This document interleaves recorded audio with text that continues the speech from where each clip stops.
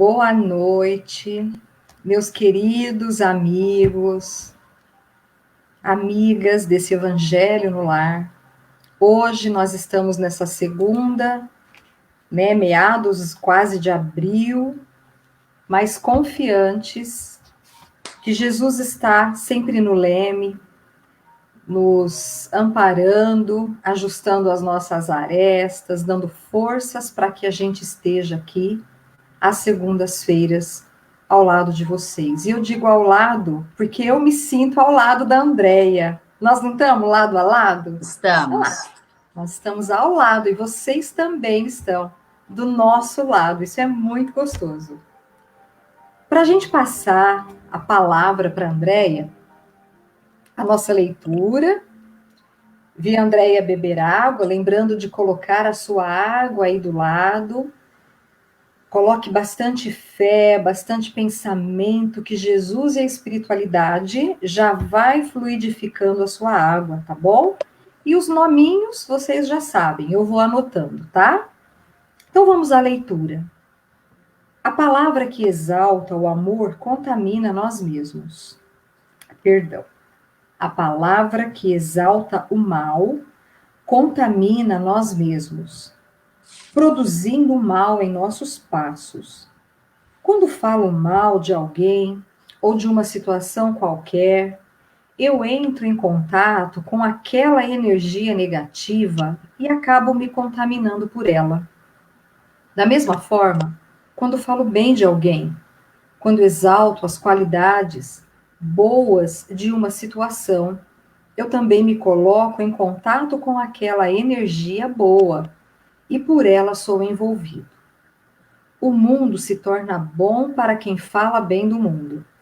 Quando dizemos com fé que o mundo é bom, automaticamente a vida se abre em bondade para nós.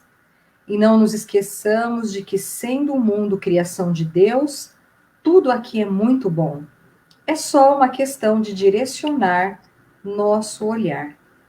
Do livro Socorro e Solução, de José Carlos de Luca. E assim, então, passamos a palavra para ouvirmos a mensagem da noite, pela Andréia. Boa noite, espero que vocês estejam bem.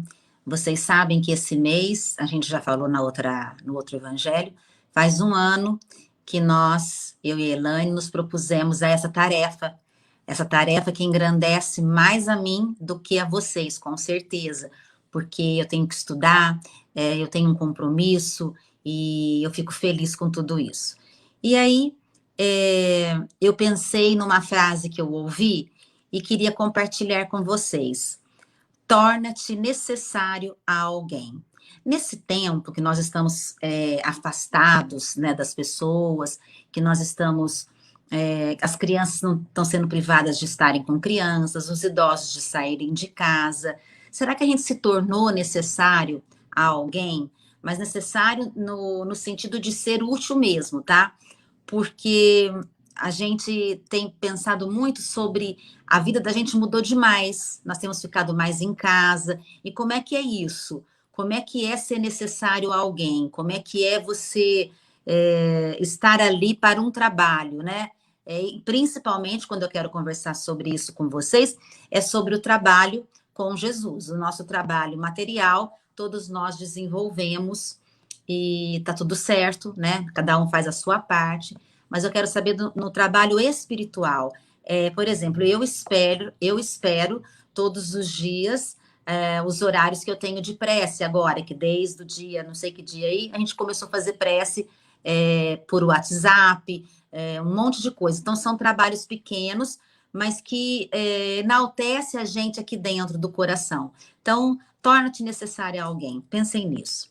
Enquanto a Elaine lia o livro do De Luca, eu tinha aberto hoje uma coisa, mas eu ia contar no final.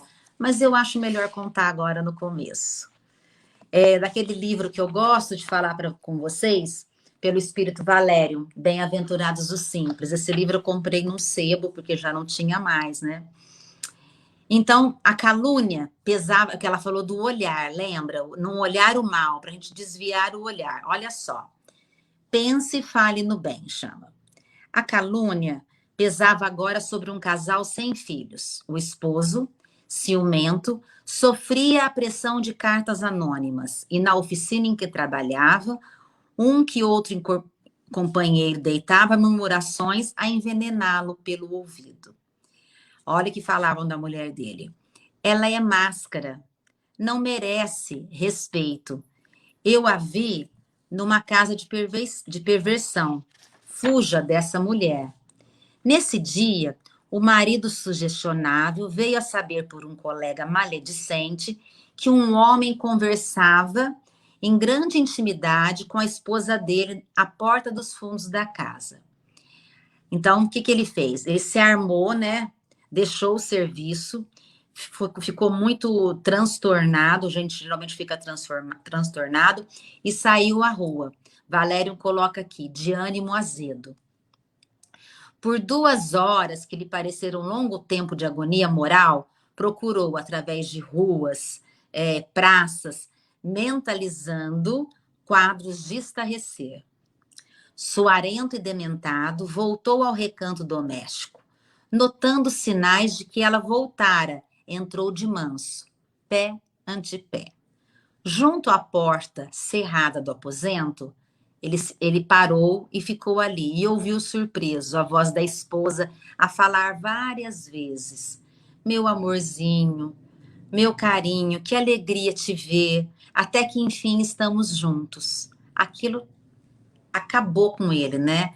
Furioso e irresponsável, o operário saca do revólver, vara a porta e, sem um segundo de meditação, descarrega a arma sobre o leito. Só depois, mais tarde, veio a saber de tudo. A senhora, que em secreto distribuía a caridade, havia saído com seu velho tio e ganhara um cachorrinho, a qual ela afagava, enternecida. Aí vem a lição do Valério para a gente. Sempre que os seus ouvidos forem chamados a notar supostos defeitos ou faltas dessa ou daquela pessoa, pense e fale no bem, na certeza de que o mal, seja ele qual for, não é digno de atenção, nem traz proveito algum. Eu achei essa história fantástica, porque a gente precisa treinar. É um treino da gente ouvir algo ruim daquela pessoa, e aí você pega e já faz um elogio, porque geralmente a pessoa tem uma coisa boa, né? Então você já faz um elogio para ela, dizendo que ela tem facilidade com aquilo ou com aquilo, você sair, porque o mal não merece atenção nunca, nunca, né? Ele vai trazer sempre malefícios. Então, essa fica a lição para a gente de hoje. Mas eu tinha separado para a gente a cura de Maria de Magdala, porque é tão bonito ver o redirecionamento que Jesus faz com a vida de Maria. Porque Jesus encontra Maria de Magdala enovelada nas questões de sensualidade, de sexualidade. Ela era um coração feminino, muito amorosa, né? Mas desorientada nas questões do amor. Uma mulher muito bonita, né? Um coração que se perdeu nos caminhos do amor, que se perdeu na estrada da sensualidade, que se perdeu na sexualidade. E por isso, por essas estradas estarem perdidas, que são a estrada da sexualidade e da sensualidade, que são estradas muito cheias de energia, principalmente a energia sexual, ela atraiu entidades para ela. Então, tem algum lugar do livro, né, do Novo Testamento, que fala que ela estava obsediada por mais de 7 entidades. O que essas entidades estavam fazendo? Vampirizando as energias sexuais de Maria, tá? E aí a gente se pergunta, qual a cura? Do que deveria fazer? Retirar os obsessores? Bom, se retirasse, ela estava com 7, ela ia com certeza depois ficar com 14, tá? Essa acho que não seria esse não seria o objetivo, porque às vezes quando a gente conversa em reunião de desobsessão com algum amigo que está obsediando alguém e que ele ali ainda na ignorância, ele não enxerga, se você falar alguma coisa mais assim, ele vai embora, ele não quer saber, ele continua fazendo o trabalho dele de obsessão e não quer te ouvir. Então retirar não era a saída. Condenar? Era de Jesus? Isso? Também não. Estabelecer regras? Isso resolveria? Proibir? Nada disso tem a ver com Jesus, né? Aí até a gente pensou que você não proíbe um rio de correr, por exemplo, a energia sexual é um rio, é uma cachoeira, e você não pode proibir isso, né? Então, o que que o Cristo faz com Maria? Ele reorienta, ele diz para ela, Maria, o que você sente é amor, né? Você tem fome de amor e principalmente você tem fome de amar. Então esses prazeres fugazes de 5, 10 minutos já não te satisfaz mais, né? Não é isso que vai te satisfazer. Então, Maria, ame muito, mas ame muito mesmo. Então ele coloca ela no novo roteiro, porque é um prazer de 5 segundos, então já não ia mais satisfazê-la. Você está em busca, Maria, de um prazer, mas é um prazer mais intenso e duradouro, né? Então, ame, Maria, ame os deserdados da terra, ama aqueles que não têm pai nem mãe, os órfãos. E foi assim que Maria passou a sua vida depois de conhecer Jesus, de ser curada por ele nesse sentido. Ele reorientou, então ele educa, né? Ele reorganiza, ele mostra caminhos e não condena. Esse é Jesus, né? Então Jesus te põe de volta na rota quando você quer, né? Então, a partir deste momento, a cura é questão de tempo, porque daí vai passando essa angústia que ela tinha de amar, de ser amada, porque ela está se dedicando a outras coisas, a outras pessoas, amando aqueles que não tinham nada, né, para oferecer em troca. Então, a gente sabe que Maria de Magdala se curou, se redimiu, e por ser tão boa, por ter trabalhado tanto com os deserdados da terra, ela teve um salto na evolução espiritual dela. Tanto que Jesus aparece para ela quando ele volta, né? Ele se mostra para Maria, né? Então, Jesus tira alguma coisa da Maria? Tira a beleza? Não, ele só redireciona, né? Ele faz isso com todos nós, se nós permitirmos. Se nós formos pensar em Simão, por exemplo. Simão era um pescador, o mais velho, pescador rude, simples. Ele tinha uma personalidade forte. Lembra que às vezes eu já conto que ele fechava a porta, não vou receber. Personalidade forte. Ranzinza, tinha uma sogra dificílima. Ele era preconceituoso, porque ele também não aceitava Maria de Magdala, né? Ele não queria mulher, que isso, né? E o Cristo faz o que com Simão? Ele dosa, né, as virtudes dele com esses defeitos mais assim, impositivos, e Simão se torna o quê? Né? O propagador da boa nova, né? Aquele que montou a Casa do Caminho, aquele que fez a primeira igreja a céu aberto, que seria quando ele estava pregando, né? Então, Simão se tornou o braço direito do Cristo depois que o Cristo foi embora. E Jesus proibiu Simão de alguma coisa? Não, só falava para ele, apacenta minhas ovelhas, Simão, né? Simão, tu me amas. Então, olha, com o carinho com que Jesus cuida de nós, né? Quando muitas vezes nós estamos perdidos e nós pedimos redirecionamento para ele. Ele redireciona. É claro que nós vamos ficar assim, Andréia, mas a gente não está encontrando Jesus aqui para a gente saber como é que é, né? Não, não estamos encontrando Jesus aqui. Será? Será que não está aqui dentro a lei que nós sabemos do caminho a ser tomado? Será que não está aqui dentro tudo que nós precisamos saber? Como é que o Chico conseguiu, por exemplo, seguir aquele caminho, ser redirecionado, não é? Então, está tudo aqui dentro escrito. Então, basta que a gente saiba ouvir, nos conhecer melhor. Nós estamos tendo a oportunidade de nos conhecer. E é claro que nós estamos nos conhecendo e tem coisas que nós estamos sabendo ao nosso respeito que nós não gostamos também. Então, é tempo de mudar, redirecionar. Olha, eu tenho o hábito de falar mal das pessoas que eu convivo. Eu não quero mais fazer isso. Mesmo que vier na cabeça, eu já vou segurar o quê? A boca. E assim por diante. Tem tanta coisa. Olha, eu não quero mais ter inveja.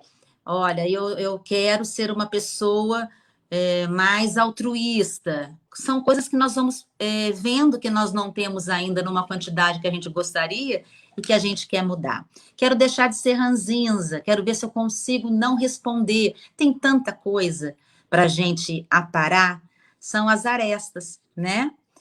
Lembra que eu contei do Naldinho, que estava com o Chico, e o Naldinho estava lá numa lamúria. O Naldinho é o marido da Meimei, Arnaldo Rocha. E ele numa lamúria reclamando. Aí o Chico falou: Nossa, Naldinho, eu estou tão feliz. Feliz, Chico, com tudo isso que eu estou te contando, com essa tristeza toda. Naldinho, pela primeira vez você está apanhando, não está batendo. Então quer dizer que a Chico sabia da possibilidade que ele tinha de estar retrucando, e naquele momento ele não estava retrucando, ele estava levando ali a lambada e sendo uma pessoa melhor a partir do momento que ele estava tentando entender tudo aquilo que estava acontecendo. Então, nós estamos tendo essa oportunidade de entendimento, por mais que esse entendimento seja raso ainda, porque a gente ainda tem coisas que a gente não consegue entender. Aí eu lembro também do Chico querendo muito ver Jesus, né? Ser levado aonde Jesus estava. E ele pede para Emmanuel, então Emmanuel fala: Olha, então adormece aí que um dia eu vou te buscar. E Emmanuel vem e leva o Chico e começa a mostrar as galáxias que entram dentro de outra galáxia e que é outro planeta, não sei o que lá. E o Chico foi ficando meio zonzo, o Chico contando, né? E aí ele virou e falou assim: Nossa, Emmanuel, uma vontade de tomar café com pão de queijo, ou seja, aquilo era muito. Então, às vezes, a gente quer ter conhecimento de coisas que ainda não é para a gente, né? Não tem como a gente ter conhecimento de coisas que ainda não é. Então, que a gente possa primeiro se conhecer, né? Entrar em contato conosco, saber que a gente pode mudar sim, mas é a gente só, o outro não tem como. O outro, às vezes, muda pela tua conduta, pela conduta que você passa a ter. Puxa, não vou falar mal de ninguém, porque, olha, perto dela ninguém fala. A minha avó de Norá, a gente sentava muito na área da casa dela para conversar. E ali, como ela morava na rua do hospital, passavam todos os médicos, todas as enfermeiras. Eu nunca vi a minha avó fazer um comentário de qualquer um deles que passassem por ali. Eu até acho que ela sabia de muitas coisas, porque às vezes, com certeza, chegava ali algumas coisas para ela. Nunca comentou. Então, exemplo, né? Vamos dar exemplo também para as crianças, né? De não falar, de não falar. Porque às vezes a gente vai deixando as crianças muito críticas, nós vamos deixando as crianças vendo os defeitos do outro com uma lanterna desse tamanho. Isso não tem necessidade, né? Para as nossas crianças. E sim a gente conversar sobre uma outra coisa, uma coisa que seja mais produtiva, né? As nossas crianças estão precisando de coisas produtivas, tipo de conversa. Eu comprei um livro do Ziraldo que vai chegar, depois eu vou mostrar para vocês. Pelo que eu vi, quem indicou foi o André Trigueiro. Pelo que eu vi, esse livro, ele fala da vida após a morte. E porque são coisas que nós não conversamos às vezes com as crianças, né? Então a morte fica aquela coisa, passou por aqui e levou a minha bisa e ninguém fala nada, ninguém conta nada. Então, toda vez que o Vinícius, por exemplo, meu sobrinho pequenininho, fala do vô Atalício, eu falo, mas ele mora no plano espiritual, não sei o que lá, você não encontra com ele, eu coloco o desencarnado como parte da família, só não está encarnado, né? Eu acho que assim fica mais fácil da gente entender a doutrina dos espíritos, que a vida continua, que a morte não existe, olha quanta coisa. Então, é assim que a gente ensina a criança pequena, porque se nós aprendemos dessa forma, ou se nós não aprendemos assim, nós podemos passar as coisas mais levemente assim. Esse era o recado que eu tinha para falar para vocês. Se Jesus conseguiu sempre redirecionar Maria de Magdala, Lázaro, Zaqueu, o próprio Pedro, por que não redirecionar também alguns aspectos da nossa vida que ainda estão capenga, tá bom? Então, nós estamos festejando um ano de Evangelho no Lar. Ele não existiria se não existissem vocês, que estão todas as segundas com a gente, para as nossas vibrações amorosas. Fiquem bem. Beijos na alma. A gente se vê. Bom, depois desse comentário, né, para nós refletirmos sobre a nossa fala, sobre o que a gente passa, né, para o outro, tantas coisas bonitas que a Andrea trouxe para nós refletirmos, nós vamos fazer a nossa prece. Se você estiver na sua casa aí, no seu sofá, na sua cama, não importa, né? Busca agora se acomodar, busca agora ficar com a coluna certinha, procura respirar profundamente. Esse é o momento que nós buscamos serenar o coração, silenciar um pouquinho só, né, o nosso pensamento, que é difícil silenciar. Mas a gente busca agora um contato maior com a espiritualidade, com os nossos entes queridos. A hora da prece, né, uma hora muito maravilhosa. Então procure se conectar aí com o teu anjo da guarda, com o teu protetor. E nós vamos, então, pedir ao Pai, nesses momentos, nós vamos pedir o amparo, o auxílio, as forças que necessitamos para os nossos dias. Nós vamos estender a nossa prece aos familiares, aos amigos, aos nossos vizinhos. Vamos pedir, Senhor, por aqueles que estão enfermos, hospitalizados. Vamos pedindo pelos encarcerados, por tantos e tantos que necessitam da prece. Vamos olhando por este planeta tão lindo, envolvendo com muita luz. E assim, especialmente pelo nosso país, que nos acolhe, que nos recebe nessa existência, pelos seus dirigentes, precisam muito de oração e de amparo. Vamos orando, Senhor, por todos.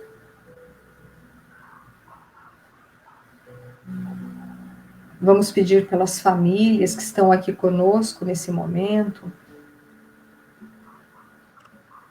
que a espiritualidade vá até os seus lares e venha até os nossos lares. Coloque a medicação na água que nós tanto precisamos. Olha por aqueles que estão aqui conosco.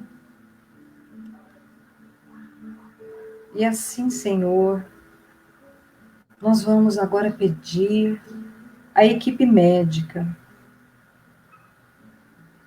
aos espíritos responsáveis pelos desencarnados e por nós também, que tanto precisamos. Em especial, por Anor Luciano Júnior, Aparecida Divina de Deus, que está com uma depressão muito profunda, Márcio Alencar, Luciara Pérez, Francisco Ferreira Júlio Filho, Maria Dolores, Maria Clara, Cleide, Max Cauê, Rita Ferreira, Sávio José, Adriana Aparecida Ferreira e família, Luciane Almeida Luciano, Ana Beatriz Delapierre Meneghini, Cleide Carvalho Alves e família, Márcia Turati, e pelos desencarnados Yolanda Matias Barreiros, Lígia Beatriz da Costa Silva e Jéssica Diniz. Entre outros queridos ao coração, nós vamos endereçando o nosso carinho, o nosso abraço, E agora nós agradecemos a espiritualidade por estarmos juntas aqui há um ano, como disse a Andréia, que nós possamos estar firmes, mesmo naqueles dias, né, de provas, de maiores dificuldades, mas que a gente possa estar aqui com Jesus, nesse trabalho maravilhoso. Obrigada, Senhor, obrigada por tudo que o Senhor tem nos fornecido. Gratidão, Senhor. Que assim seja.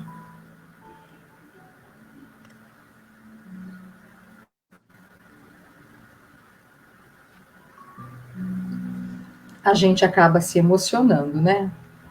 Tem que Sim. segurar as lágrimas aqui. Quantas nesse ano que nós já não derramamos?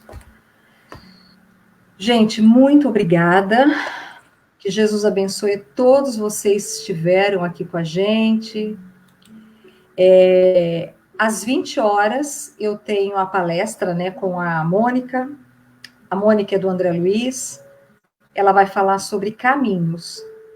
Então, se você puder dar uma passadinha aqui, prestigiar a nossa amiga, né? Vamos estar junto daqui meia hora, certinho daqui meia hora, tá bom? Um grande beijo, beijo, Andréia, e até a próxima segunda, se Deus quiser. Deus quiser.